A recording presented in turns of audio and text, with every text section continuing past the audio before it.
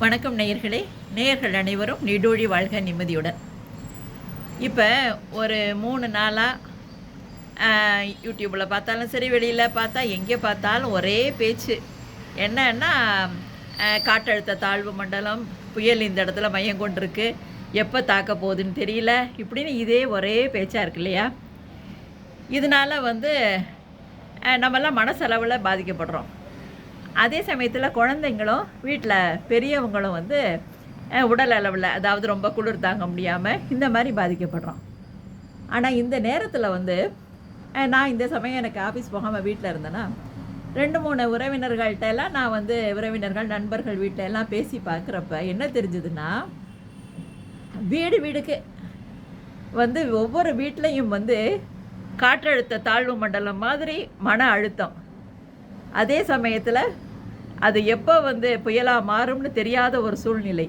இந்த மாதிரியெல்லாம் நான் ஃபோன் பண்ணி எடுத்தோன்னா, ஆமாங்க எங்கள் வீட்டில் எங்கள் மருமக ஒரு ரொம்ப கோபமாக இருக்கா, என்னன்னே தெரியல, ஒன்றுமே பேச மாட்டேங்கிறா, கதை அடைச்சிக்கிட்டு இருக்கா, என்ன அது என்னன்னு கண்டே பிடிக்க முடியல, என்ன பிள்ளைங்கெல்லாம் இதனால் பயப்படுது, இப்படிலாம்.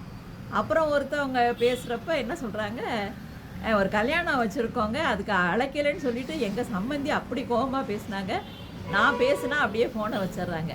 அதாவது வீடு வீடுக்கு இந்த காற்றழுத்த தாழ்வு மண்டலம் மாதிரி வீடு வீடுக்கு மன அழுத்தம்.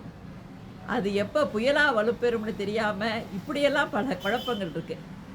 இதனால் பாதிக்கப்படுறதில்ல யார் தெரியுமா? குழந்தைங்களும் வீட்டில் பெரியவங்களும். அவங்க மன ரீதியாக ரொம்ப பாதிக்கப்படுறாங்க. வீட்டில் என்ன நடக்குது, இது மாதிரி சண்டை நடக்குமோ இதோன்னு சொல்லிட்டு அவங்க மனசுக்குள்ளே கலவரப்படுறது, வீட்டில் பெரியவங்க இதெல்லாம் தாங்க முடியாமல் கஷ்டப்படுறது. இதனால் அவங்க உடல் ரீதியாகவும் மன ரீதியாகவும் ரொம்பவே பாதிக்கப்படுறாங்க.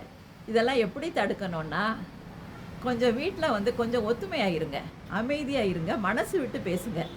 இயற்கை சீற்றத்தை நம்மளால் தடுக்க முடியாது, ஆனால் வீட்டுக்குள்ளே நடக்கிற இந்த மாதிரி பிரச்சனைகளை நம்மளால் முடிஞ்ச அளவு தடுக்கலாம் இல்லையா? முயற்சி செஞ்சு பாருங்கள். All the best. வாழ்த்துக்கள்.